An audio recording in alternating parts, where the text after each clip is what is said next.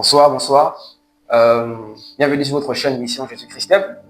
Donc, je suis heureux de vous recevoir. Ce soir, nous voulons partager la parole du Seigneur. Et le thème que nous avons retenu, c'est Jésus-Christ, le Dieu qui vivifie. Pourquoi? Parce que on a besoin en fait de vivre la vie du Seigneur, de vivre la plénitude de la vie du Seigneur. Jésus-Christ se présentera comme étant la résurrection et la vie. Vous voyez? Et est-ce que le peuple du Seigneur vit véritablement en fait la vie au sens où le Seigneur l'entend? Ce soir, je veux en fait nous interpeller encore sur la nécessité pour nous véritablement d'expérimenter la vie abondante. Et on va, avant de poursuivre, prier parce qu'on a besoin justement de la grâce du Seigneur. On va lever nos voix. Nous voulons te présenter ce temps de partage. Nous voulons te demander de nous aider, Seigneur, à recevoir ce que tu veux nous donner comme parole. Nous avons besoin de ton toucher. Nous voulons, Seigneur, te découvrir ce soir comme étant le Dieu qui vivifie. Parce que sans toi, c'est la mort, sans toi, c'est le vide. Sans toi, c'est le tohu-bohu. Et nous comptons sur ton soutien. Nous prions pour les cœurs, nous prions, Seigneur, afin que tu puisses nous aider véritablement. Au nom tout puissant de Jésus-Christ. Amen. Alors, le message s'adresse à tout le monde, mais en particulier à ceux du peuple du Seigneur qui dans leur marche, se rendent compte qu'ils ont beaucoup de difficultés, beaucoup de lourdeurs par rapport à la vie en fait avec le Seigneur. Ils ont du mal à décoller. Ils ont des promesses qu'ils ont reçues du Seigneur, mais ils se rendent compte qu'il y a ces découragements qui les arrivent. Et ils ont envie en fait de se retirer, de reculer.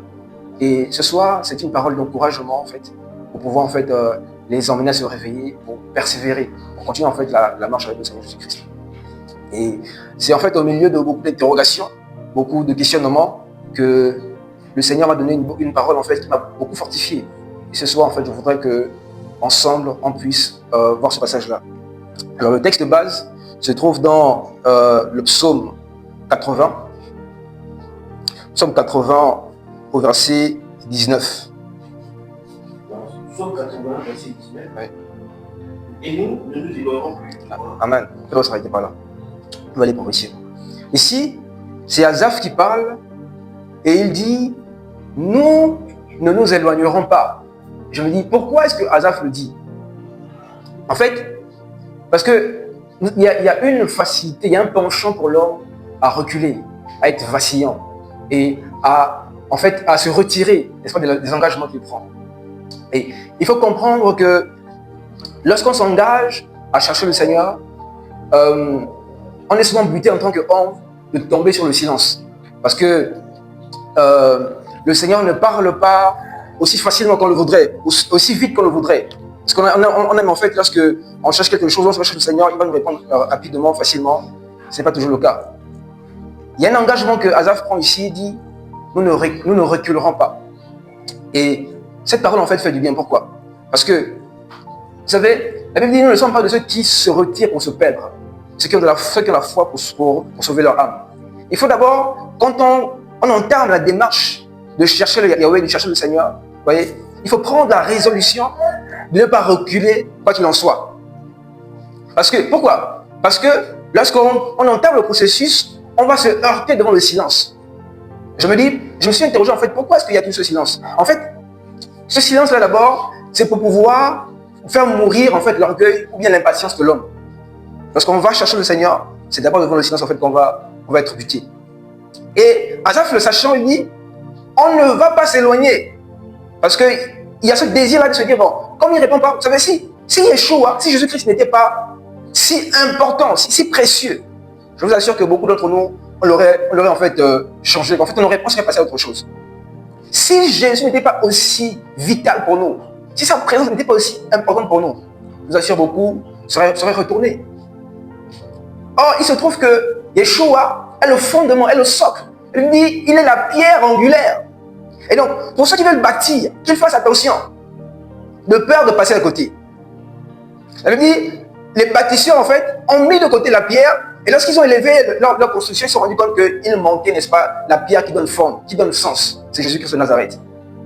Et donc, connaissant ou sachant, n'est-ce pas, qu'il est si important, ça veut dire qu'il faut se plier au protocole, à la démarche, n'est-ce pas, d'approche du Seigneur. Pourquoi aussi il est il est en fait, il est aussi lent à la manière de parler parce que Yeshua en fait veut éprouver nos cœurs. Il veut savoir si nous voulons réellement le connaître. Et surtout, Yeshua est souverain. Jésus-Christ de Nazareth, il est souverain. Ça veut dire qu'il ne tremble pas lorsqu'on s'approche de lui. Le Seigneur aime l'intimité, mais il veut voir si nous sommes prêts à aller au bout. C'est très important. Il faut comprendre qu'il y aura des obstacles lorsque nous décidons, nous engageons à aller rencontrer le Seigneur. Il y aura des obstacles. Ce n'est pas toujours facile. Ce n'est pas toujours, n'est-ce pas, aussi aisé. Ça va nous éprouver. Ça va éprouver la chair. Et, n'est-ce pas, c'est ceux-là qui sont déterminés. Il dit, en fait, quand on voit le mot éloigner, n'est-ce pas, il dit, on n'allons pas nous éloigner. Ça veut dire quoi? Ça veut dire se retirer, ça veut dire reculer, ça veut dire bouger. Alléluia. Il faut, n'est-ce pas, rester et demeurer là et se dire, je ne bouge pas tant que je n'ai pas reçu de sa part, tant que je n'ai pas écouté le Seigneur, tant que je n'ai pas reçu ce que je veux en fait du Seigneur. C'est lui que nous voulons, c'est lui que nous recherchons. Pas seulement les bénédictions, pas seulement les biens, pas seulement autre chose, mais c'est lui. Ça veut dire, sur la pluie, ou sur la neige, ou sur le soleil, qu'il pleuve, qu'il neige, n'est-ce pas, nous voulons demeurer là, sans nous retirer, parce qu'il faut qu'il nous parle. Jésus-Christ, n'est-ce pas, doit nous parler. Et il parle à qui? À ceux qui ont pris l'engagement de ne pas se retirer. Vous savez, il y a plusieurs personnes qui prennent la décision de vouloir suivre Jésus-Christ, mais combien sont prêts à aller au bout, à franchir les obstacles? Combien sont prêts? Ça doit être une résolution, ça doit être une détermination à pouvoir se dire que quoi qu'il en soit, je ne bouge pas. On a été beaucoup vacillants, vous savez, on a été là, on s'est dit, bon, on va chercher le Seigneur, mais après, qu'est-ce qui se passe? C'est qu'on essaie pendant un temps, après on relâche. On essaie un temps, après on relâche. On est fatigué, on attend encore qu'on nous encourage. Après. Non, il faut que ça cesse. Et Asaph dit, nous n'allons pas nous retirer, nous n'allons pas nous éloigner de toi. Pourquoi? Parce qu'il sait que c'est ceux qui persévèrent qui rencontrent Dieu. C'est ceux qui sont déterminés qui rencontrent Dieu. Même dans la vie, la plupart de ceux qui réussissent dans leurs objectifs, n'est-ce pas, de manière générale, ce sont des gens qui sont déterminés à aller jusqu'au bout, malgré les difficultés, malgré les obstacles. Et ce principe s'applique aussi dans la foi. Ce n'est pas pour les aventuriers. Nous ne nous éloignerons pas. Il y a quelqu'un qui vient, il fait 1 an, il fait 5 mois, il revient. Il bouge un peu, il revient. Attention. Imaginez-vous que dans la chambre haute, n'est-ce pas, que pendant que les disciples étaient en train de patienter, que quelqu'un soit parti, au lieu 120, 119, il soit parti, qu'est-ce qui serait passé? Quand il y a eu la visitation, celui-là, il aurait manqué, n'est-ce pas, la langue de feu. La Bible dit que les langues de feu sont descendues sur chacun d'entre eux. Ça veut dire que c'était exact par rapport au nombre qui était là. J'ai envie de dire qu'il faut user de patience et de persévérance, n'est-ce pas, pour aller rencontrer ce Dieu-là. C'est très important. Sans cela, nous passerons à côté. Nous avons besoin de nous armer de détermination. Et vous savez, l'exemple que j'ai trouvé, en fait, c'est Élisée. On va lire un passage encore. C'est notre texte de base, on va revenir dessus. 2 Rois 2, à partir du verset 1. 2 Rois 2, à partir du verset 1. Lorsque l'Éternel fit monter Élie au ciel dans un tourbillon, Élie partait de Gilgal avec Élisée. Élie dit à Élisée, « Reste ici, je te prie, car l'Éternel m'envoie jusqu'à Béthel. » Élisée répondit, « L'Éternel est vivant, et ton âme est vivante. Je ne te quitterai point. » Et ils descendirent à Béthel. Amen. On peut s'arrêter par là. Élisée dit, « Je ne te quitterai pas. » Amen. Et cette parole, en fait, m'a fait beaucoup de bien. Pourquoi? Élisée savait qu'il y avait des promesses. Il pouvait recevoir quelque chose de la part d'Élie parce qu'il devait partir. Il y avait des promesses, n'est-ce pas, qui étaient en suspens. Et qu'est-ce qu'il dit? Il dit, je ne te quitterai pas. On lui dit, attends ici. Il dit, non, je ne vais pas attendre. Je te suivrai. Comme on dit dans le monde, en fait, ton pied, mon pied. Élisée était déterminé. Vous savez, on peut être quelque part. Il peut y avoir la vie quelque part. N'est-ce pas? Dans la présence du Seigneur, le Seigneur peut être présent. Mais tant qu'il n'y a pas cette faim, cette détermination, n'est-ce pas, à recevoir du Seigneur, à s'attendre au Seigneur, au toucher du Seigneur, on pourra passer à côté. Élisée, n'est-ce pas, pouvait passer à côté, n'est-ce pas, du manteau qui lui était destiné. Parce que si Élie devait bouger et qu'il devait attendre avec elle, il pouvait passer à côté. Et qu'est-ce qu'il a dit? Je ne te quitterai pas. Nous devons être de ceux-là, n'est-ce pas, qui décident de ne pas quitter le Seigneur d'une seule seconde. Ah oui. S'il y a des gens qui veulent partir, qui veulent quitter, n'est-ce pas, la présence du Seigneur, vous voyez, on leur demande simplement de partir, d'avancer. Mais quant à nous, nous voulons demeurer là, en train de patienter tranquillement, n'est-ce pas, la touche du Seigneur, la réponse, l'exaucement de Yahweh. J'ai envie de dire, c'est lorsqu'il y a des promesses qui sont suspendues sur nos vies qu'il faut accentuer la vie de prière, intensifier la vie de recherche en fait du Seigneur. Parce qu'on sait, n'est-ce pas, que la réponse est proche. La réponse est là. Elle attend, n'est-ce pas, un peuple déterminé. Donc toi qui m'écoutes, toi qui as reçu des promesses du Seigneur, l'heure n'est pas, n'est-ce pas, baisser les bras. L'heure n'est pas à se retirer, à se décourager. Il dit, je ne te quitterai pas. Vous savez, le Seigneur a demandé à Pierre, alors que le reste des disciples étaient en train de se disperser, il a demandé aux apôtres et ceux qui étaient proches de lui, il dit, et vous aussi vous ne partez pas? Et il a répondu en disant, à qui irons-nous? Tu as les paroles de la vie. Alléluia. Tu as les paroles de la vie. Où irez-vous pour trouver la vie? Vous savez, lorsqu'il peut y arriver, en fait, quand on parle des clés de sa maison, regardez un peu la détresse dans laquelle on se met à rechercher, n'est-ce pas, la clé pour ouvrir la porte de la maison. Or, je vous le dis, je vous rappelle ce soir, Jésus-Christ est la clé, n'est-ce pas, qui ouvre notre destinée. Jésus-Christ, n'est-ce pas, est la clé, n'est-ce pas, vers l'avenir. Et si vous voulez le contourner, il y a un blocage devant vous. Et vous et moi, en fait, nous devons nous soumettre. Il dit, je ne m'éloignerai pas, frère. C'est-à-dire qu'on te met la pression. Parce que vous savez, dans cette démarche-là, il y aura des incompréhensions. Il y aura des silences, comme je l'ai dit tout à l'heure. Il y aura de la moquerie, comme on va le voir d'ailleurs dans le cas d'Élysée. Il y aura, n'est-ce pas, beaucoup de choses, des frustrations de la part des frères. Il y aura, n'est-ce pas, parfois des injures. Il y aura beaucoup de choses. Mais si vous n'êtes pas déterminé, vous passerez à côté. Il y a des gens, il y a des choses qui vont vous chasser de la présence de Dieu. Vous passerez à côté. Non. Nous voulons être résolus. Nous courons après lui. Sous la pluie, comme sous le soleil, dans les montagnes. Où qu'il se trouve, nous voulons le trouver. Alléluia. Ah oui, André a dit, on a trouvé le Messie. Amen. Il y a des gens qui cherchent et qui trouvent. Il y a des gens qui ont à cœur de le trouver. Il dit, montre-nous ta demeure. Alléluia. Il dit, là où il siège, là où il demeure, nous voulons aller là-bas. Et ils ne l'ont plus quitté. Hein. Quand Jean-Baptiste va présenter Yeshua, comme Jésus-Christ comme étant, n'est-ce pas, l'agneau qui ôte le péché du monde, ils vont l'observer. Pourquoi? Parce qu'il y avait une soif en Israël. On attendait la venue du Messie. Et ce grand jour est arrivé. Et Jean va dire, voici l'agneau de Dieu. Celui dont les prophètes ont prophétisé. Il est rentré en scène, il est là. Et donc ils vont découvrir, ils vont apprendre ça. Qu'est-ce qui va se passer? Ils vont le suivre. Ils vont aller où il demeure. Nous devons chercher Jésus-Christ malade. Au-delà de tout, au-delà de ce qu'il peut y avoir, le secret, c'est de ne pas s'éloigner, frère. Il y a quelque chose qui est remarquable, c'est la constance. Si quelqu'un est inconstant, qu'il sache qu'il ne peut pas rencontrer Jésus-Christ. Parce que, vous savez, je fais un constat, c'est que la plupart des pères qui nous ont précédés ont connu aussi des temps de sécheresse, des temps de vide que nous rencontrons. En fait, le processus est normal. C'est-à-dire que dans la marche avec le Seigneur, il peut y arriver des temps où il arrive un temps en fait où on sent que le niveau où on est ne nous suffit pas en fait. On n'est pas comblé, on n'est pas rassasié. Vous voyez, on n'est pas en fait, on n'est pas au sommet. On sent que non, il y a quelque chose dans nous en fait. Ils ont connu ça. C'est un processus normal. Le problème se pose lorsque ça devient chronique, lorsque ça s'éternise. On n'est pas censé rester dans ce vide permanent, parce que Jésus-Christ est la source d'eau vive. Et il veut nous remplir. Or, ces pères ont compris quelque chose, ils ont compris un principe. C'est qu'il faut demeurer et il faut creuser. Amen. Il faut creuser. On va poursuivre en fait le passage de 2 Rois. Verset 2 Rois 2, verset 3. Alors, les fils des prophètes qui étaient à Bethel sortirent vers Élisée et lui dirent, sais-tu que l'Éternel enlève aujourd'hui ton maître au-dessus de ta tête? Et il répondit, je le sais aussi, taisez-vous. Amen. On va poursuivre. Élisée lui dit,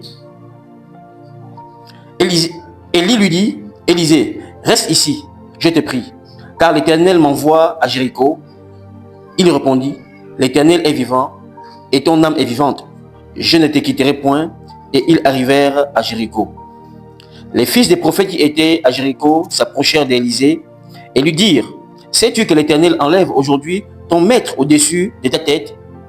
Et il répondit, « Je le sais aussi, taisez-vous. » Élie lui dit, « Reste ici, je te prie, car l'Éternel m'envoie au Jourdain. » Il répondit, « L'Éternel est vivant, et ton âme est vivante, je ne te quitterai point. » Et ils poursuivirent tous deux leur chemin. Amen. On va s'arrêter par là. Ici, ce sont les fils des prophètes qui viennent voir Élisée pour le décourager, pour lui suggérer en fait de laisser tomber son ambition, n'est-ce pas, qui est de pouvoir recevoir de la part de Yahweh, de la part d'Élie, la promesse en fait que le Seigneur en fait lui avait donnée. Il voulait quelque chose. Il voulait le manteau d'Élie, son maître. Et ce sont des fils de prophètes, ce ne sont pas des païens qui viennent le voir pour le décourager. J'ai envie de te dire qu'il se peut que parfois, par maladresse, n'est-ce pas, que parfois même des frères, en tout cas, des gens qui se disent chrétiennes ou religieuses, te découragent dans la quête, n'est-ce pas, du Seigneur. Il doit y avoir une soif si immense, une soif qui surpasse toute forme, n'est-ce pas, d'obstacle, pour pouvoir trouver le contact de la part du Seigneur. Pouvoir trouver, en fait, de pouvoir saisir ce que le Seigneur en fait nous a promis. Parce que regardez, c'est le Seigneur qui fait la promesse. La promesse, elle est valable, elle est là. Mais quelle est ta motivation? Quel est le désir quel est en fait, j'ai envie de dire, le souffle que tu déploies pour venir chercher cela? Parce que le Seigneur donne à ceux qui ont faim et soif. Aussi longtemps que notre faim ne nous emmène pas à être plus déterminés que les obstacles, que les embûches qu'il y aura en face de nous, je vous assure, on ne va pas y arriver. Il n'y a pas qu'un obstacle, il y en avait plusieurs. Mais Élisée les a tous dépassés. Pourquoi? Parce qu'il avait une grande soif. Il y avait en fait un grand vide dans son cœur et il voulait absolument combler. Alléluia. Ça c'est très important, frère. Élisée dit, je ne te quitterai pas. J'ai envie de dire ce soir, j'ai envie de nous rappeler ce soir, de ne pas quitter, de ne pas être là qui vacille. Et de se dire, nous n'allons pas quitter le Seigneur, sa présence. Le dit, il faut regarder fixé sur Yeshua. Ça veut dire que tu es la réponse ou pas, n'est-ce pas? Qu'elle perde ou pas. Il dit, je veille. Nous sommes des veilleurs, des éclaireurs. Et je comprends le sens du mot sentinelle. Parce qu'une sentinelle, n'est-ce pas, elle est aux aguets. Parce que, imaginez-vous, si tu bouges un instant, et si c'est maintenant à cet instant que le Seigneur vient te visiter, alors que tu n'es pas à ton poste, tu passes à côté. Parfois, la réponse que tu attends, ça peut durer 3 mois, 5 ans. Mais alors que le Seigneur te visite à ce jour particulier, mais tu n'es pas à ton poste. Quelle perte! Tu as besoin de recommencer le processus, et qu'est-ce que c'est difficile? Parce que lorsqu'on lit Juge 13, c'est à la femme de Manoach que l'ange va apparaître. Où était Manoach? Elle va lui apparaître. Et après, en fait, lorsque l'ange va apparaître, elle va faire le rapport à son mari. Et c'est à ce moment qu'ils vont entamer tous les deux la démarche pour aller rencontrer l'ange. Pour à nouveau qu'il le revisite. Frère, c'est quand Thomas s'est déplacé, je ne sais pas où il est allé. Si je suis au boutiquier, rendre visite à un parent, ou bien je ne sais pas ce qui s'est passé. Thomas a quitté la chambre haute, il allait quelque part. Et c'est pendant son absence que le maître a visité. Attention, ne pas manquer le temps de sa visitation. Il faut patienter, et il faut se faire patienter, frère. Pourquoi? Parce que nous attendons, n'est-ce pas? Ça veut dire que sa venue est aussi certaine que celle de l'aurore. Sinon, seulement qu'il vient, ça veut dire qu'il faut être vigilant, il faut être aux aguets. Pourquoi? Nous attendons quelque chose de sa part. Alléluia. Ah oui, sans se toucher de sa part, nous savons que tout reste mort, tout reste vide. C'est vital pour nous, se toucher, cette visitation, cette rencontre avec lui. Et parce qu'il faut savoir que le Seigneur a le désir aussi de tuer en nous l'impatience, de tuer en nous, n'est-ce pas, l'orgueil. Parce que l'homme se croit, non, nous n'avons pas d'exigence vis-à-vis du Seigneur. Il est souverain, il est roi, il est maître. Nous avons reçu nous avons reçu en tout cas l'objectif, ou bien si on veut l'obligation de prier sans cesse, mais par rapport à la réponse, nous ne savons pas quand il va nous répondre. Oui, tu dois prier sans cesse et prier sans se décourager, sans, n'est-ce pas, se retirer. Ça veut dire que c'est ton rôle de toujours prier. Mais toi, tu ne sais pas quand tu vas te rencontrer. Tu dois maintenir la lampe allumée, le temps de la prière allumé. Il se trouve que c'est le jour où quand tu décides d'arrêter que la réponse était proche. Rappelons-nous l'histoire de Daniel. La Bible que Daniel a commencé, c'est au 21e jour. Ça veut dire que Daniel s'est engagé à poursuivre le temps de jeûne. Mais là, la réponse avait déjà été, n'est-ce pas, envoyée du ciel. Mais si c'est arrêté en chemin, que serait devenue sa réponse? Frère, soyons déterminés à rencontrer Yeshua, je vous assure. S'il n'y a pas de détermination, les choses vont demeurer telles qu'elles sont.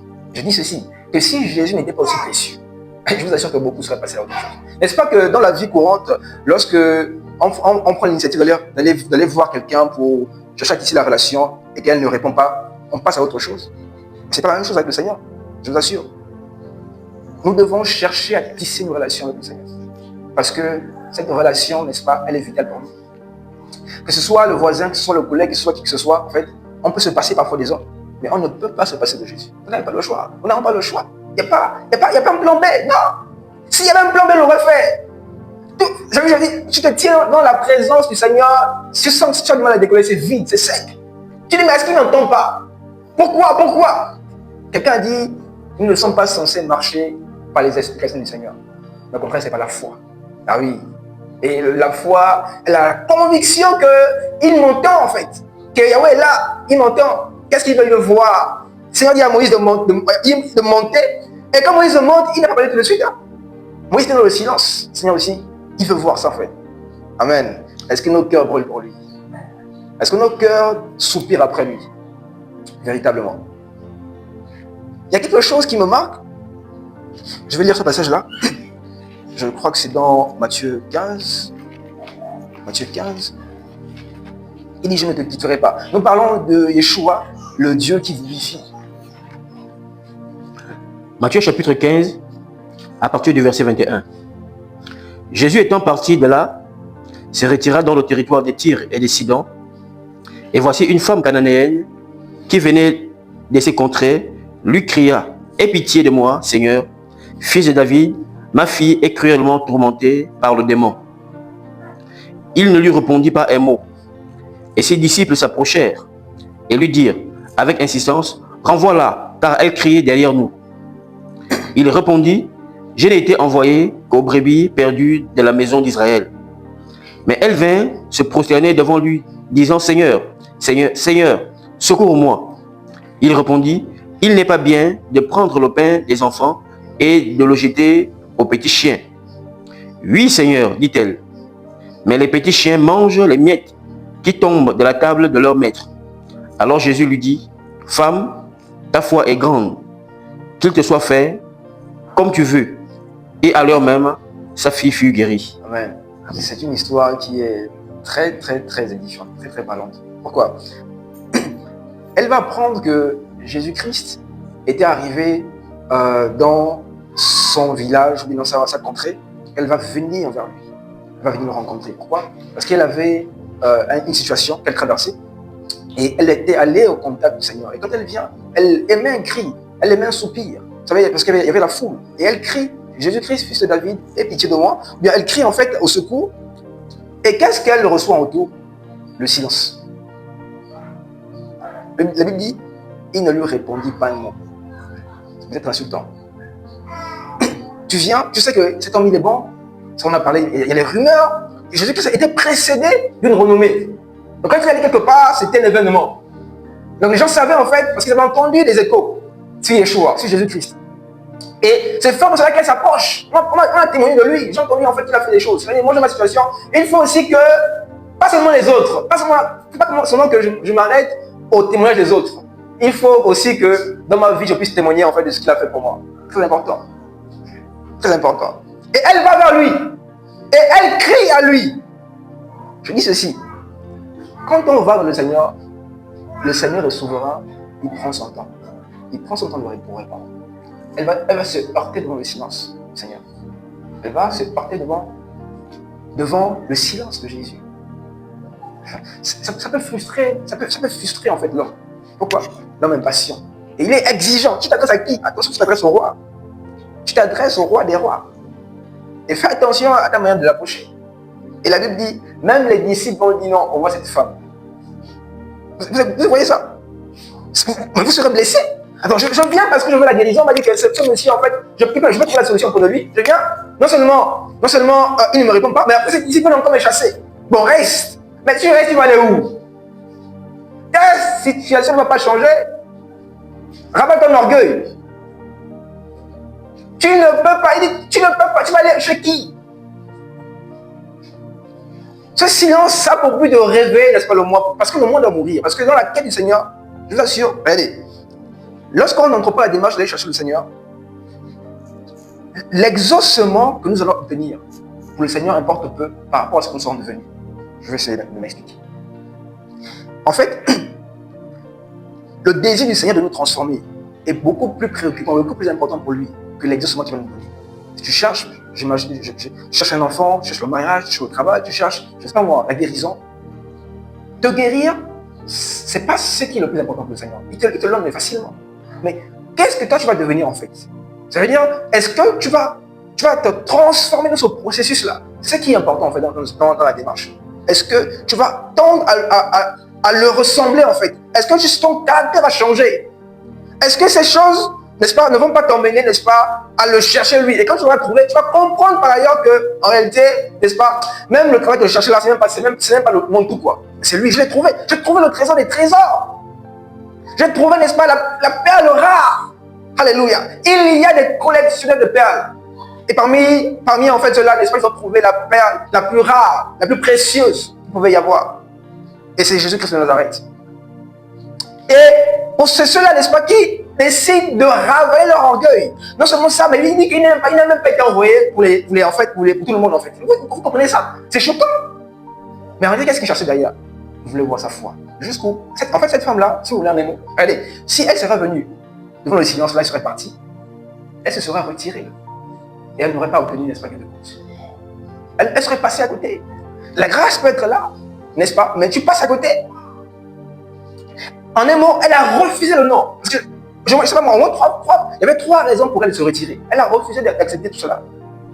Au contraire, qu'est-ce qui se passe? Quand on lui dit non, elle insiste. Quand le Seigneur dit non, c'est pas à toi que je t'ai envoyé, elle adore.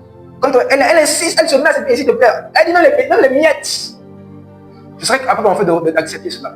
Et il dit quoi? Oh, femme, ta foi est grande. C'est quoi une foi grande? Regardez, je vous assure que cette femme, elle n'avait pas forcément fait des cours d'affirmation. Elle ne savait pas forcément ce qu'était la foi. Mais par la démonstration de sa vie, le Seigneur a tiré l'enseignement. Il dit même en Israël, parmi les rabbins, les scribes, tout ce monde qui connaît sa foi, je n'ai pas vu une foi aussi grande que la tienne. La foi va de pair avec, n'est-ce pas? Elle va de pair avec l'action, avec la détermination d'obtenir de la part. Pourquoi? Parce que Yahweh seul est bon. Elle sait que, n'est-ce pas, il peut faire quelque chose, il peut changer ma situation.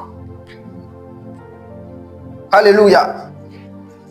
Et Asaph dit, notre texte de base, il dit, je ne me retirerai pas. Il dit, je ne m'éloignerai pas de toi, frère. Quoi qu'il en soit, ça va prendre. Nous sommes dans un temps où beaucoup de personnes veulent prendre des raccourcis. Vous savez, lorsque Adam a chuté, qu'est-ce qu'il a fait? Il s'est recouvert de feu des figuiers. Pourquoi? Parce qu'il voulait masquer l'absence de la présence de Dieu. Je veux dire là, il voulait masquer en fait le vide qu'il y avait. En faisant quoi? Il s'est forgé en fait des feuilles de figuier. Pourquoi? Il y a un vide qui est là et beaucoup de personnes, beaucoup d'églises d'assemblées, pour maquiller ce vide-là, vous allez voir, ils vont maximiser sur l'organisation, sur le programme, sur beaucoup de choses en fait pour occuper ce vide. Je me suis interrogé, pourquoi est-ce que la prostituée, l'église babylonienne, Babylone, pourquoi est-ce qu'elle met l'accent sur le maquillage? C'est pourquoi? C'est pour masquer sa laideur. Ça veut dire, elle veut paraître ce qu'elle n'est pas. Or, nous voulons en fait, au contraire, demeurer là avec nos fautes, nos manquements, avec notre laideur. Pourquoi? Parce que Jésus-Christ veut nous transformer, nous rendre meilleurs, nous rendre mieux. Alléluia. Ça veut dire, quand tu viens dans sa présence, on laisse de côté les artifices, n'est-ce pas, toutes ces choses-là pour qu'ils veulent nous changer. Non, on veut être tel que nous sommes parce qu'il doit nous changer. Et il n'y a aucun raccourci, frère. Il n'y a aucune précipitation. Frère, si les gens veulent aller vite, nous, on n'avancera pas. Nous, on attend, n'est-ce pas, qu'ils puissent nous visiter. Ah oui. Ah oui. D'autres veulent utiliser des moyens charnels, n'est-ce pas, pour pouvoir s'occuper, pour pouvoir étouffer la présence de Satan, enfin le vide là. Mais nous voulons attendre patiemment. Parce que quand il vient, il y a une différence. Ah oui. Pensez-vous que, n'est-ce pas, quand le Seigneur en fait est quelque part, on ne pourrait pas distinguer sa présence de son absence? Non. On a souvent dit que l'absence, ton absence égale ta présence égale ton absence. C'est pas là pour le Seigneur. quand Jésus-Christ est quelque part, ça se ressent. Ça se ressent. Ah oui. Jésus qui... Est-ce que ça valait la peine de payer ce prix? Est-ce que ça valait la peine en fait de passer du temps à l'attendre? Parce que pour beaucoup, ça ressemble à une part de temps. Je dis ceci, on ne sait pas quand il va nous répondre. Mais nous avons reçu l'engagement, l'instruction, le commandement de continuer à prier. Tu pries, tu ne sais pas, ça va prendre 3 ans, 2 ans. Et pendant ce temps, juste tu as l'impression que notre avance. Tu as l'impression que les gens sont en train de... Ça s'agit devant toi, frère. Qui ça s'agit ou pas? Nous voulons demeurer là, on ne bouge pas. Où? À ses pieds. On s'assoit. Ici, je dis avancer. Allez-y, j'arrive. Allez-y d'abord. S'il y a d'autres personnes qui veulent avancer, allez-y. Mais nous ne voulons pas avancer sans lui. Nous ne voulons pas bouger sans lui. Moïse a dit, si je n'ai même pas bon, je ne bouge pas d'ici. Mais il a raison. Nous allons aller où? Sans Jésus. Où? Pour s'essouffler, frère. Tu travailles, mais pas les résultats. Ta vie est vide. Tu es dans le confort, l'argent, mais c'est vide. Il y a une touche qu'il faut. Il y a une signature du Créateur qui manque. Et tu sens que maintenant, tout ce cafouillage-là, n'est-ce pas, pendant tout ce que tu as là, il manque la présence du Seigneur. Et Dieu soit loué de ce que tu as encore, n'est-ce pas, cette étincelle en toi qui te rappelle que non, je ne suis pas comblé. Parce que pour beaucoup, ils l'ont tué, ils n'en l'ont même plus. Ils ne s'en rendent même pas compte. La Bible nous parle de Démas qui a commencé avec Paul. Vous imaginez ça? Démas a entendu la sainte doctrine, la bonne parole. Après, il a fait demi-tour. Il allait faire les affaires. Il allait dans le monde. Il a abandonné la vérité. Et Asaph dit, pourquoi? Je vous assure qu'il y a un penchant, il y a une disposition à se retirer. Il y a beaucoup d'excuses, n'est-ce pas, que nous pouvons avoir pour se retirer. Et il dit, quand le Fils de l'homme reviendra, est-ce qu'il va trouver la foi? Pourquoi? Parce que ceux qui avaient commencé dans la foi, ils se sont retirés. Ils sont allés ailleurs. Est-ce qu'ils sont restés sur la vérité? Parce que c'est contraignant, frère. Dieu est esprit et nous sommes charnels. Or, quand tu t'engages, ça va contraindre la chair. Quand tu t'engages, la chair en fait, elle va se rebeller. Parce qu'il y a un combat entre la chair et l'esprit. Alléluia.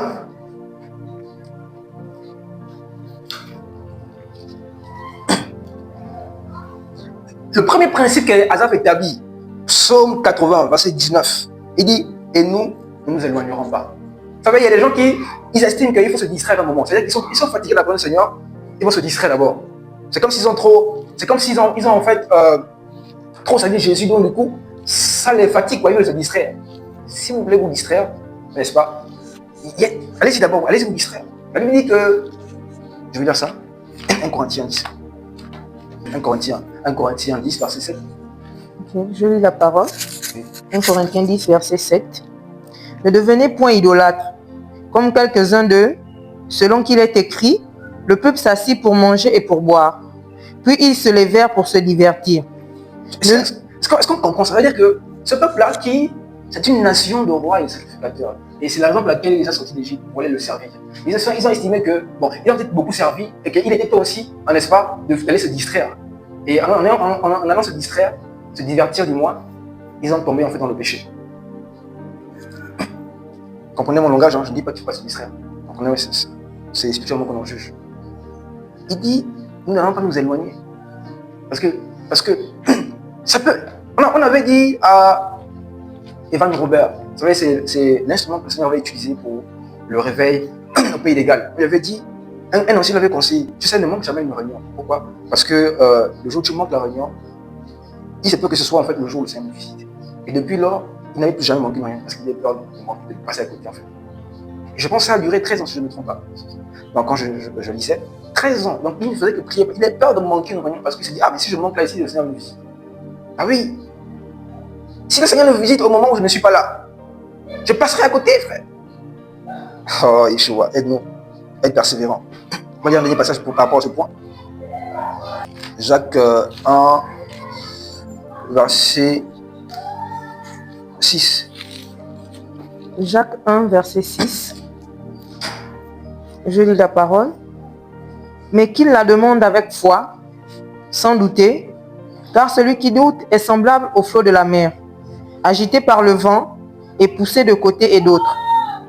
Qu'un tel homme ne s'imagine pas qu'il recevra quelque chose du Seigneur. C'est un homme irrésolu, inconstant dans toutes ses voies. Amen. On parle de qui? On parle ici de qui? De quelqu'un qui est vacillant, qui se retire. C'est-à-dire que il faut savoir que tu ne recevras pas. Tu pries un mois, après tu te relâches un peu. Tu sais, 2 mois, après tu te relâches un peu. Il dit, il faut savoir que tu ne vas rien obtenir du Seigneur. Parce que tu es résolu, tu es vacillant. Le Seigneur ne s'occupe même pas de toi. Tu vas durer comme ça pour rien. Et comme je disais tout à l'heure, il y a des gens qui comprennent des principes et les appliquent et ça avance très vite.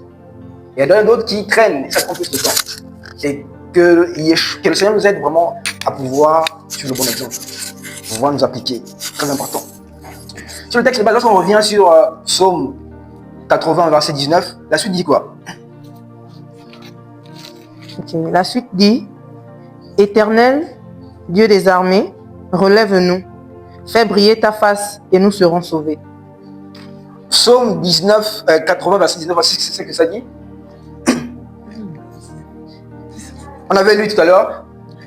Et nous ne nous éloignerons plus de toi. La suite dit, rends-nous la vie. Alléluia. Rends-nous la vie.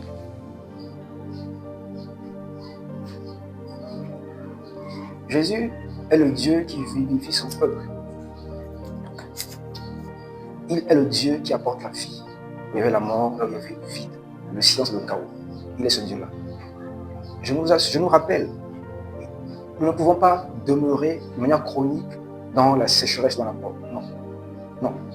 Si nous invoquons un Dieu qui est vivant, cette vie peut être communiquée. Nous devons recevoir cette bouche de la part du Seigneur. C'est ça en fait. La religion se contente de multiplier des actions sans résultat. Sans, n'est-ce pas, sans la part, la touche du Seigneur. C'est la religion. Alors nous, lorsque nous faisons, nous voulons vérifier, est-ce que réellement, est-ce que c'est palpable? Frère, Dieu est tangible, Dieu est vrai. Est-ce que ta vie démontre, ou j'allais dire, est-ce que ta chrétienté, quand tu rassembles tout cela, démontre que la vie du Seigneur est à l'œuvre? C'est ça la véritable question. Je disais tout à l'heure en fait que mon message s'adressait, ou la parole s'adressait en tout cas ce soir, à ceux-là qui sentent que dans leur vie ça rame. Et je me sens personnellement aussi concerné. Parce que c'est un peu chaud. Il y a des promesses qui sont là, qui planent, mais est-ce qu'on peut confirmer que nous avons saisi ces promesses-là? Est-ce que c'est à l'œuvre? Non. C'est à cause de quoi? C'est parce que quelque part aussi nous sommes fautifs. Nous avons été inconstants, nous avons été vacillants. Mais il est temps que ça change. Parce qu'il y a un temps pour tout, frère. Il y a un temps pour jouer, il y a un temps pour être sérieux. Je pense que la Bible dit, il est l'heure, il est temps de chercher le Seigneur. Parce qu'il faut qu'on le fasse, il faut qu'on traite l'alliance avec le Seigneur. Les choses doivent changer, frère. Ah oui. C'est vrai que, est-ce que les veillées de prière, est-ce que les temps de jeûne, est-ce que les temps de quête, les temps de silence là, est-ce que la persévérance a été vaine? Non. Non, pourquoi? On va lire, on va revenir. Il dit, rends-nous la vie. On va aller dans le livre de Rois qu'on a lu tout à l'heure. De Rois 2, verset 12. 2 Rois 2, verset 12. Élisée regardait et criait, mon père, char d'Israël et sa cavalerie. Et il ne le vit plus. Saisissant alors ses vêtements, il les déchira en 2 morceaux. Et il releva le manteau qu'Élie avait laissé tomber. Puis il retourna et s'arrêta au bord du Jourdain. Il partit, le manteau qu'Élie avait laissé tomber. Il prit le manteau qu'Élie avait laissé tomber et il en frappa les eaux et dit, où est l'Éternel, le Dieu d'Élie? Lui aussi, il frappa les eaux qui se partagèrent ça et là, et Élisée passa. Alléluia. Ça veut dire que la détermination d'Élisée de poursuivre Élie, ça a payé. Ce n'était pas en vain, ce n'était pas fortuite. Pourquoi? Parce que Élie va reproduire ce que son maître, n'est-ce pas, avait fait. Il a vu Élie le faire, il a refait la même chose. Il a frappé les eaux sont divisées. Le Jourdain s'est divisé. Ah oui, ça veut dire que cette patience-là, ce temps que tu as investi dans les choses du Seigneur, dans la chose du Seigneur, ça a payé en retour. Élisée a été capable de reproduire les œuvres de son maître. Or, le Seigneur dira que nous ferons les mêmes œuvres que lui et les plus grandes. Est-ce que c'est le cas aujourd'hui, frère? Où sont les œuvres plus grandes que le Seigneur en fait nous appelait à faire? Est-ce que c'est tout ce que nous avons actuellement là? Est-ce que c'est seulement ce que nous voyons aujourd'hui? Non. Ça veut dire il y a une dimension qu'il nous faut atteindre. La vie de Dieu se compare aussi à un fleuve. Dans Ézéchiel, il dit les eaux étaient d'abord la cheville. Ensuite, c'est monter au niveau des genoux, à la taille. C'est monter au niveau de la poitrine. Ensuite, il dit le courant était tellement fort, il n'a pas pu en fait, il ne tenait plus sur ses jambes. C'est ça en fait la vie du Seigneur. Si quelqu'un me dit, bon ok, effectivement nous sommes nés de nouveau, gloire au Seigneur, tous ceux qui sont réellement convertis, et qui ont la vie du Seigneur, et que c'est fini quoi. Je dis que c'est bien, mais ce n'est pas tout. C'est pas tout parce que il dit il est venu pour que ces brebis aient la vie. C'est pas tout. Il dit qu'ils aient la vie en abondance. Est-ce que l'abondance de vie, est-ce qu'on la manifeste réellement? Je vais lui demander, mais est-ce que nos voisins savent que nous sommes chrétiens? Est-ce qu'ils savent? Est-ce que nos collègues peuvent affirmer, mais sans hésitation, qu'il est fils de lumière? Pourquoi les ténèbres règnent pour nous? Pourquoi? Où est la vie que nous devons dégager? Quand elle nous fait défaut comme ça, tellement d'obstacles devant nous, pourquoi? Elle dit le moindre d'entre vous sera le plus fort. Il y a des promesses qui sont là, mais nous ne les vivons pas. Et nous sommes endormis. Et parfois nous souplons même. Vous savez que notre condition est bien que celle des païens parfois. C'est terrible. Et au point où on vit les païens. Mais c'est quoi? Est-ce que c'est cela, n'est-ce pas, les fils que le monde attend la révélation? Parce que la Bible dit le monde attend avec un attend désir la révélation des fils. Est-ce que c'est ces fils que le monde attend la révélation? Non, frère. C'est parce qu'ils ne sont pas capables de faire quoi que ce soit. Non! Ils ne peuvent pas faire grand-chose. Élisée, il agit. Regardez, vous savez, quand Élisée était déterminé à aller chercher le Seigneur, à poursuivre en fait Élie, qu'est-ce qui s'est passé? Il y avait des commentaires. Ils ont voulu le décourager, les fils des prophètes. Quand il va agir, ce sont ces gens qui ont venu en fait dire à lui, vraiment, tu avais raison. Quoi. Ils vont constater. Après, c'est-à-dire que même si la famille ne comprend pas aujourd'hui, même si les frères et sœurs ne comprennent pas parfois, je vous assure que lorsque le Seigneur se manifeste, ils vont se mettre d'accord. Ils n'ont pas le choix. Ça va susciter l'adhésion. Parce que là où il y a la vie, les gens viendront chercher, ils vont venir puiser. Jean-Baptiste était dans le désert. Jean-Baptiste était, n'est-ce pas, il était vêtu de vêtements, n'est-ce pas, de peau de bête en fait.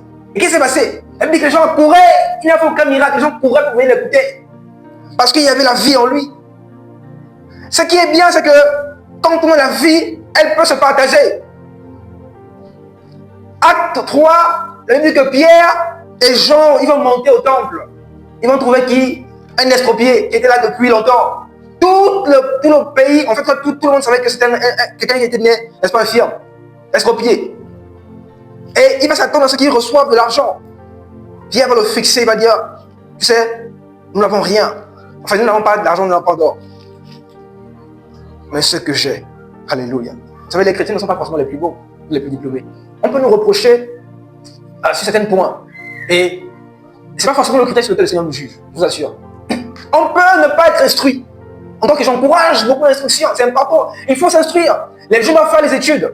Il faut se démarquer aussi par l'excellence. C'est important. J'ai envie de te dire, ce n'est pas un critère, n'est-ce pas, de condamnation. Que nul ne t'accuse. Mais il est ce que j'ai. Ça au moins il est sûr. Il dit je te le donne. Ça veut dire que la vie se partage. Il dit, ce témoignage, la vie éternelle, celle qui est auprès du Père, elle est venue jusqu'à nous. Il dit nous l'avons saisie, nous l'avons touchée. Et c'est elle de notre témoignage. La vie, n'est-ce pas, s'est faite chair, elle s'est faite os. Est-ce que la vie de Christ se manifeste à nous à ce point? Il dit je te le donne. Ça veut dire, nous sommes capables, n'est-ce pas, de la partager où il y a la mort. D'arrêter, n'est-ce pas, les décrets de l'ennemi. Parce que nous avons reçu la vie. Nous avons reçu ce mandat-là, de sa part. Et il est hors de question qu'étant quelque part, les ténèbres continuent, n'est-ce pas, de se propager. Quel est notre rôle alors? C'est une interpellation. Il dit, rends-nous la vie. Le Dieu de la résurrection. Alléluia. Il dit, Lazare, sors. Sors. Où est-ce qu'on l'avait mis? Dans la tombe, frère. On l'avait mis dans la tombe, frère. Et il a demandé à Lazare de sortir. Mais regarde comment il sort encore comme une momie. Parce que Lazare a rencontré la vie. Alléluia. C'est ce Dieu que nous prions, frère. Je dis, les choses doivent changer.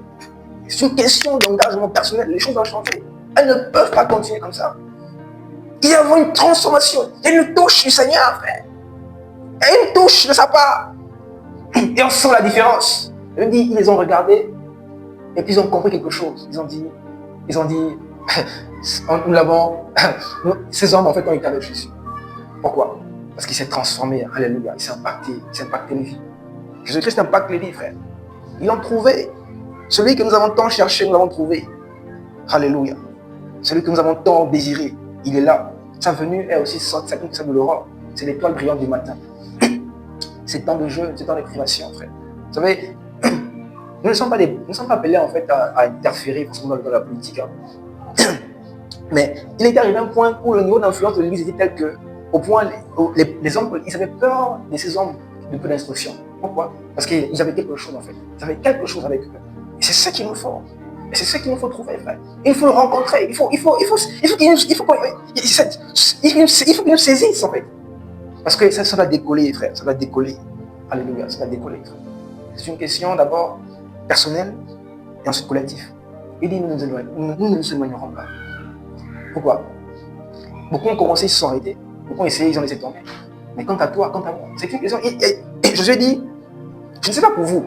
Il dit, quant à moi, il dit, moi et ma maison, nous servirons les choix. Ce n'est pas une question d'être d'abord, il faut s'accorder, c'est important. Il dit, je ne sais pas pour vous, par moi. Il dit, mais quant à moi et ma maison, nous servirons le Seigneur. Nous le servirons, frère. Quoi qu'il en soit, nous allons le pourchasser là où il se trouve. Oui. Parce que quand il nous touche, il y a quelque chose qui se passe. Quand il nous touche, il y a un changement. On sent que nous sommes là où il nous attendait en fait. Nous sommes dégagés, nous sommes épanouis. Nous faisons ça pour nous appeler en fait. Alléluia.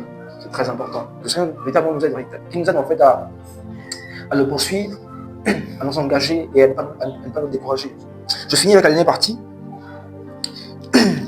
Il dit, la dernière partie du passage, Psaume 80, verset 19. Le dernier passage dit, fais-nous revivre et nous invoquerons ton nom. Amen. Ça veut dire même pour invoquer le nom du Seigneur, il faut être vivifié. Oui. Pourquoi? Parce que je prends ne serait-ce que le cas de la prière, qui est l'une des choses, en tout cas qui est très importante dans la vie d'un chrétien. Je disais que lorsque on veut se lancer aux choses de l'esprit, il y a une résistance de la chair. Frères et sœurs, ce n'est jamais naturel d'aller chercher le Seigneur de prier, mais de jeûner. C'est pas naturel, c'est pas vrai. Pas naturel. Il doit y avoir une discipline. Il doit y avoir en fait une fermeté à le faire. Et c'est dans cet élan-là, n'est-ce pas, qu'on a son soutien. Je reprends. Il dit, vivifie-nous. Regardez le processus. La première chose, il dit, on ne va pas s'éloigner. Ça veut dire, celui qui s'éloigne, il est déjà dans le quartier. Il est déjà trié. Donc, il demande d'abord là. Ce qui demande là. Et il attend quoi? Il attend la vivification de la part du Seigneur. Et une fois qu'on est vivifié, on peut maintenant l'invoquer. Ou bien on va l'invoquer d'une manière différente. C'est ce qu'on voit. Ça veut dire que lorsqu'on a l'habitude de dire on est conduit par l'esprit, c'est bien, c'est pas faux. Mais ça ne doit pas enlever la discipline. Pour ceux qui, quand tu débutes ta marche, quand tu débutes dans les choses, quand tu te lances, il faut avoir une discipline. Il faut te dire que la vie de prière, même si la chair le veut, même si je ne le sens pas, il faut que je prie. Jeûner, même si je ne le sens pas, même si je n'ai pas envie, il faut que je jeûne. Il faut une certaine discipline d'abord. Et c'est dans cet élan-là qui va nous vivifier. Parce que c'est pas naturel, c'est pas donné en fait. Ils ont commencé aussi par là. Je disais tout à l'heure, les pères, ils ont commencé par là. Quand je vois la vie de des gens comme Pierre, moi ça m'encourage, je me dis, moi on ne peut pas désespérer. Parce qu'ils avaient aussi la bonne volonté, mais ils étaient plus tard, ils étaient limités. Pierre a fui. La Bible dit qu'ils n'ont même pas pu tenir 1 heure dans la prière. Alléluia. Nous devons être des hommes qui courent dans la prière. Oh, mais c'est difficile quand tu le sais. Je vous assure, jusque-là, tu pensais que c'était facile. Quand tu ignorais, tu n'as même pas pris l'engagement. Mais quand tu décides d'aller de façon, c'est lourd, c'est compliqué, c'est difficile. Pourquoi? C'est normal parce que c'est une œuvre spirituelle, Dieu est esprit. Et il faut que ceux qui l'adorent en esprit. Or, pour en arriver là, il faut la touche de l'esprit. Il faut que le Saint-Esprit, la Bible dit, le Saint-Esprit il doit prendre le relais. Nous avons besoin, n'est-ce pas, du relais de l'esprit. Or, il faut commencer. C'est ceux qui ont pris l'initiative. Ceux qui ont pris la décision, l'engagement de commencer. À cela, lorsqu'ils persévèrent sans se décourager, sans cesser, n'est-ce pas, ils vont se sentir comme on est, ils vont prendre l'envol. Ils vont prendre l'envol. Il dit en fait comme des aigles. Il dit, nous courons, nous marchons, nous décollons. Ils vont décoller comme des aigles. Vous, c'est pousser dans les hauteurs. C'est ça la vie de l'esprit en fait. Mais au départ, c'est compliqué, c'est difficile. La chair nous rappelle en fait, n'est-ce pas, nous sommes terrestres. Alléluia. Et je finis en disant ceci. On entend que si quelqu'un nous dit, il jeûne, je sais pas moi, 40 jours, 50 jours, il jeûne beaucoup, il prie beaucoup, il fait beaucoup de choses en fait. Moi, on dira que c'est une bonne chose, mais que nul ne s'enorgueillisse, n'est-ce pas, par rapport à sa vie de jeûne, sa vie de prière ou quoi que ce soit. Non. Parce que tu ne sens que des moyens. Ce qui compte, c'est de l'avoir trouvé. Est-ce que tu l'as trouvé? Si oui, il faut nous le montrer. La femme, là, elle a dit, venez voir. Mais ça, c'est pas le Messie. Elle l'avait trouvé. Si tu l'as trouvé, il faut pour le démontrer, le montrer. Pourquoi? Regardez, Marc 9, je crois, rapidement, verset 14. Marc 9, verset 14. Je lis rapidement. Hein. La Bible dit, et lorsqu'il fut arrivé près des disciples, il vit une grande foule autour d'eux et les scribes qui discutaient avec eux. C'est terrible. On va mener aux disciples, aux apôtres, un cas de maladie, une situation qu'il fallait régler. Et étant incapable de pouvoir gérer la situation, il y a une foule qui va s'attrouper. On parle ici de l'enfant épileptique. Et les disciples vont se mettre à discuter avec les scribes. Et moi j'en conclus en disant que lorsque l'action de l'esprit fait défaut, parfois on se met à discuter. Les gens qui discutent beaucoup parfois, attends, Dieu n'est pas que des arguments, c'est pas seulement que la doctrine, c'est pas seulement que des paroles. C'est pas seulement que ça. On ne peut pas résumer notre Dieu, n'est-ce pas, à des simples arguments, à des simples mots. C'est peu, c'est de le réduire. Il est vide, Dieu se démontre. Et il dit, race incrédule, jusqu'à quand vais-je vous supporter? Il passe à l'action. Jésus-Christ va agir parce qu'il a l'autorité, il est la vie. Alléluia. Que nul ne s'enorgueillisse. Je finis par là en disant que la vie de jeûne et de prière, ce n'est pas une fin en soi. Quelqu'un peut jeûner 300 jours, suivre 300 jours. C'est bien, mais est-ce qu'il a trouvé Dieu? S'il n'a pas trouvé Dieu, c'est qu'il y a un problème, il y a une faille dans sa manière de faire. Ou bien il le fait mal, ou bien il le fait avec une mauvaise motivation. Dans tous les cas, nous empruntons les moyens, mais ces moyens nous conduisent quelque part. C'est vers lui. Nous voulons avoir accès auprès du Seigneur. Et nous utiliserons la prière et le jeûne. Et que nul ne se dise que, enfin, il faut les autres petits, ou bien il se moque des autres parce que je ne t'avais pas jeûner en fait. C'est pas ça l'objectif. La prière, le jeûne, ou bien la méditation, ça ne sert à rien. Si au contraire, au lieu de nous humilier, ça continue à nous organiser.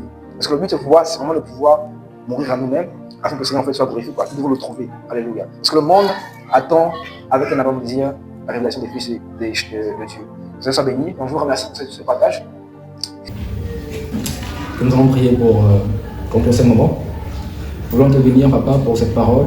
Nous prions que tu puisses l'implanter dans les cœurs. Nous voulons vraiment que tu nous emmènes, tu nous attires à toi, tu nous emmènes à demeurer là, à ne pas bouger, Seigneur, quoi qu'il en soit. Soit ce que tu nous visites, soit ce que tu nous fasses, Seigneur, en grâce. Je te supplie. Merci infiniment, Papa. Ton nom soit béni. Nous voulons constater un changement, Seigneur, de nos vies. Et nous comptons sur toi. Seigneur, nous comprenons que nous avons besoin d'être viviers, de te servir, pour jeûner, pour prier. Nous avons besoin, Seigneur, que tu nous conduises. Ton esprit prenne le relais, prenne le contrôle. Au nom de ton puissant Jésus-Christ. Bénis-nous, Seigneur. Amen.